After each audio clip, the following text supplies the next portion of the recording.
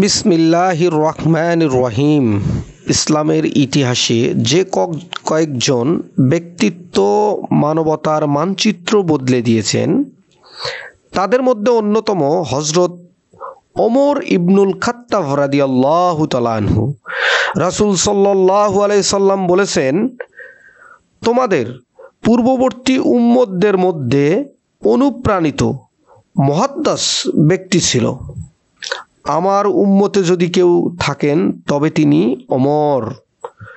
সহিহ বুখারী হাদিস নম্বর 3689। 583 খ্রিস্টাব্দে মক্কার বানু আদি কুরাইশ গোত্র, তার পিতা খাত্তাব ইবনে নুফাইল, তার মাতা ছিল হাতমা বিনতে হিশাম। উনি ছিলেন শক্তিশালী, সুউচ্চ, প্রভাবশালী এবং অত্যন্ত প্রখর মেধাবীর মানুষ। তৎকালীন মক্কার সমাজে ওমর রাদিয়াল্লাহু তাআলা আনহু ছিলেন একজন রাষ্ট্রদূত, যাকে কুরাইশের বিভিন্ন গুরুত্বপূর্ণ আলোচনায় পাঠানো হতো।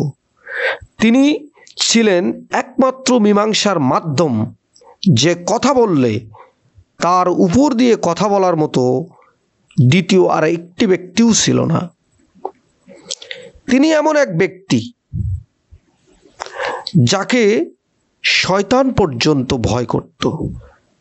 আমরা ইসলাম গ্রহণের আগের বিষয়টি একটু আলোচনা করব।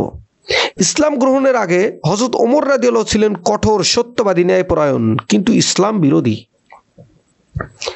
একদিন তিনি প্রচণ্ড ক্রোধ নিয়ে রাসূল সাল্লাল্লাহু আলাইহি সাল্লামকে হত্যার উদ্দেশ্যে রওনা হন। প্রতিমধ্যে জানতে পারেন তার বোন ফাতেমা ও তার ভগ্নিপতি ইসলাম গ্রহণ করেছে। বোনের কাছে গিয়ে তিনি কোরআন তেলাওয়াত শুনতে পান, অর্থাৎ সূরা তোহার 1 থেকে 2 নম্বর আয়াত।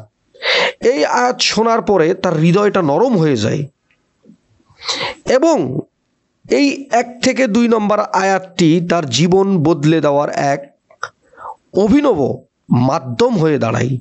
এর মধ্যে আরেকটি কথা আছে যে রাসূল সাল্লাল্লাহু আলাইহি সাল্লাম হযরত ওমর ইবনুল খাত্তাব রাদিয়াল্লাহু তাআলা আনহু, উনি অথবা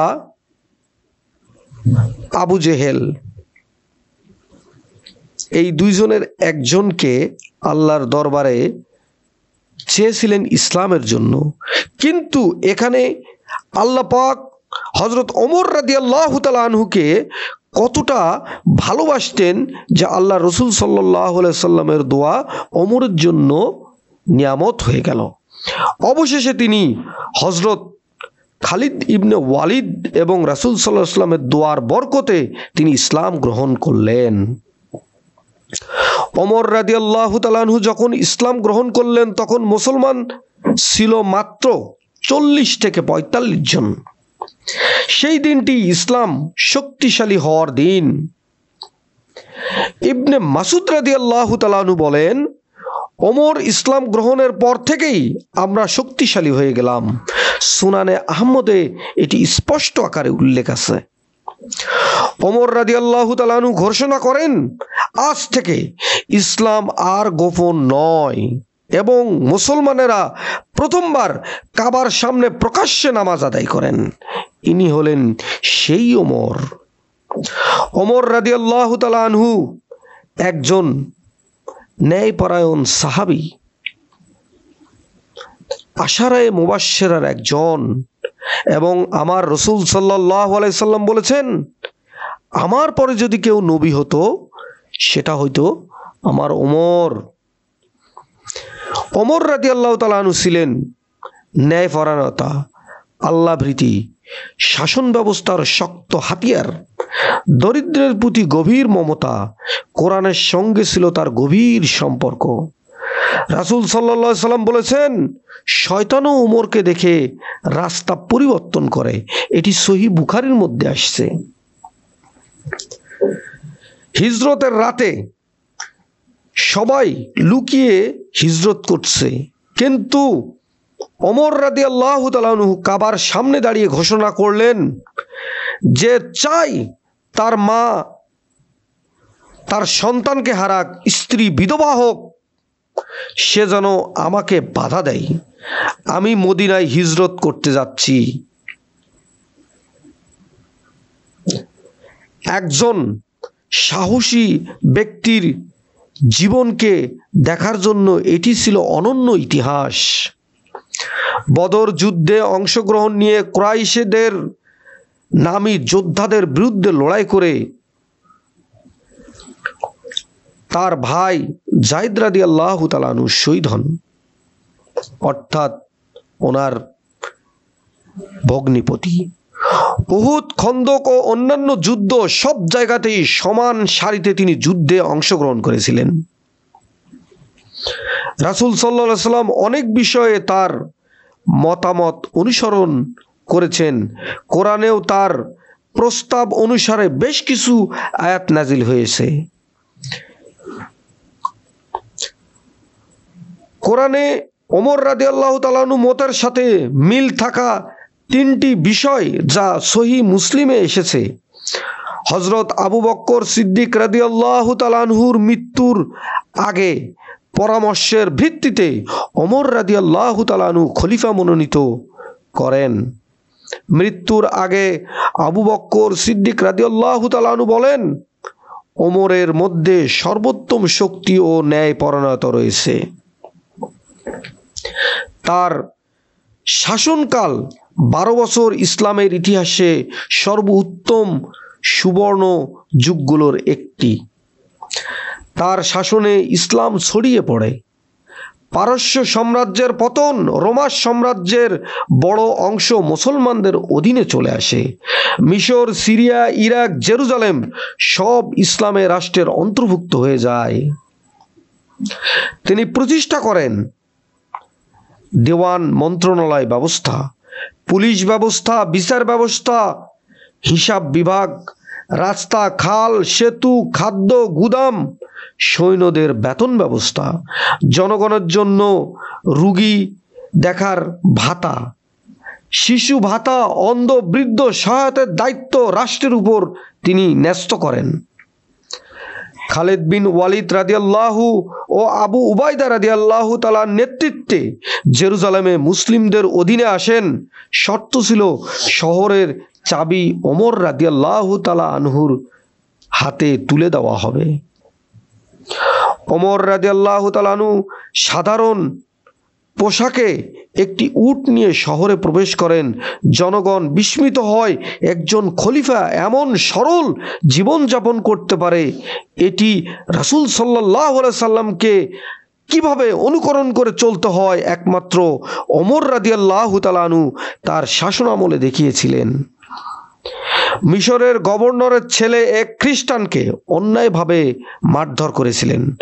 সেই সময় ওমর রাদিয়াল্লাহু তাআলা আনহু গভর্নর ছিলেন এবং ওই মিশরের গভর্নরকে ডাকলেন এবং তার ছেলেকেও ডাকলেন এবং যাকে নির্যাতিত করেছিলেন তাকেও ডাকলেন। বললেন, তুমি মানুষকে কবে থেকে দাস বানালে, অথচ তাদের মায়ের পেটে জন্ম ছিল স্বাধীন। এটি তারিখে তাবারিতে চলে এসেছে।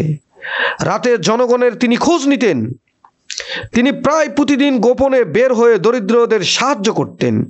ক্ষুধার্তদের ক্ষুধা নিবারণের জন্য তিনি রাত বিরাতে গোপনে গোপনে মানুষের দ্বারে দ্বারে ঘুরিয়ে বেড়িয়েছেন। তিনি নিজের উপর কঠোর খাদ্য নিয়ম চাপিয়ে দিয়েছিলেন। ওমর কি পূর্ণ পেটে থাকতে পারে যার অধীনে থাকা লোকেরা ক্ষুধার্ত থাকবে? এই হলো ওমর রাদিয়াল্লাহু তাআলা আনহুর ভাষ্য। তিনি বলেছেন, আমি মাটিতে মাথা রাখি যেন আল্লাহ আমাকে ক্ষমা করেন। রাসূল সাল্লাল্লাহু আলাইহি সাল্লাম বলেন, সোজা পথে চলার ব্যাপারে ওমর সেই ব্যক্তি যিনি আমার পর সবচাইতে দৃঢ়। সুবহানাল্লাহি বিহামদি, সুবহানাল্লাহিল আযীম। হিজরি 23 সালের শেষের দিকে মদিনার মসজিদে ফজর নামাজের সময় ইমামতি করছিলেন পারস্যের দাস আবু লুলু ফিরোজ তাকে ছুরির আঘাত করে। তিনি সেখানে লুটিয়ে পড়েন এবং বেশ কিছুদিন জীবন যুদ্ধের সাথে লড়াই করে তিনি মৃত্যুর কোলে ঢলিয়ে পড়েন। তিনি বলেন, সব প্রশংসা আল্লাহর, যিনি আমার মৃত্যুকে এমন একজনের হাতে ঘটাননি যে মুসলমান বলে দাবি করে। 3 দিন পর তিনি শাহাদাত বরণ করেন। ওমর রাদিয়াল্লাহু তাআলা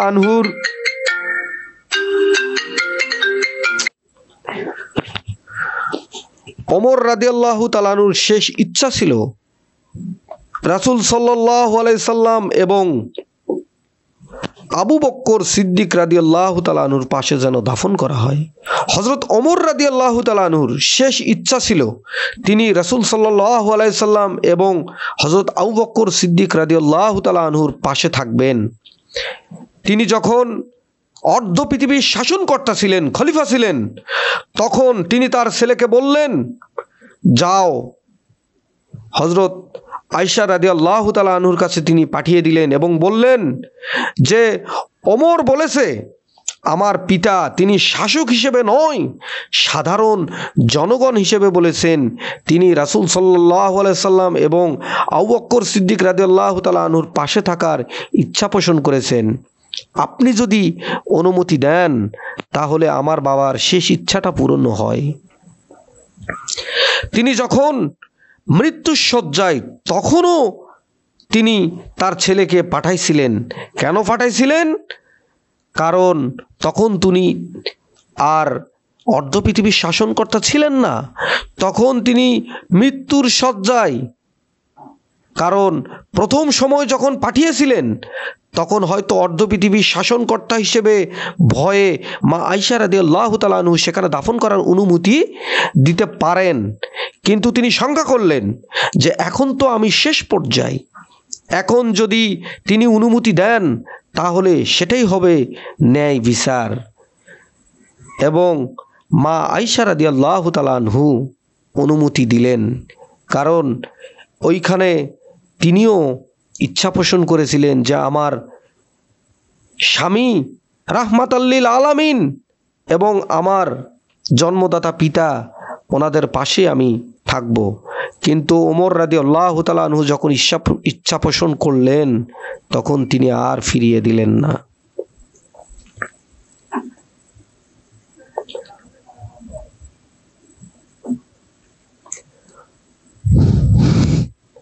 হযরত ওমর রাদিয়াল্লাহু তাআলা আনহুর শেষ কিছু উক্তি ছিল। ওমর রাদিয়াল্লাহু তাআলা আনহু বলেন, হিসাব নেওয়ার আগে তোমার নিজের হিসাব নাও। যে ব্যক্তি নিজের দোষ দেখে না সে অন্যের দোষ খুঁজে বেড়ায়। দুনিয়া থেকে মুখ ফিরিয়ে নাও, কারণ দুনিয়া তোমাকে ছাড়বে না। হযরত ওমর রাদিয়াল্লাহু তাআলা আনহু ছিলেন ন্যায়, শক্তি, দয়া ও আল্লাহ ভীতি প্রতীক। তার জীবনী শুধু মুসলমান নয়, সমগ্র মানব জাতির জন্য পথ প্রদর্শক। আসসালামু আলাইকুম। আমার ভিডিওটি ভালো লাগলে আপনারা সাবস্ক্রাইব করে দিবেন, কমেন্ট করে দিবেন, শেয়ার করে দিবেন, পাশে থাকবেন। পরবর্তীতে ইসলাম বিষয়ক আরও বিভিন্ন ধরনের ভিডিও আপনাদের সামনে হাজির করব।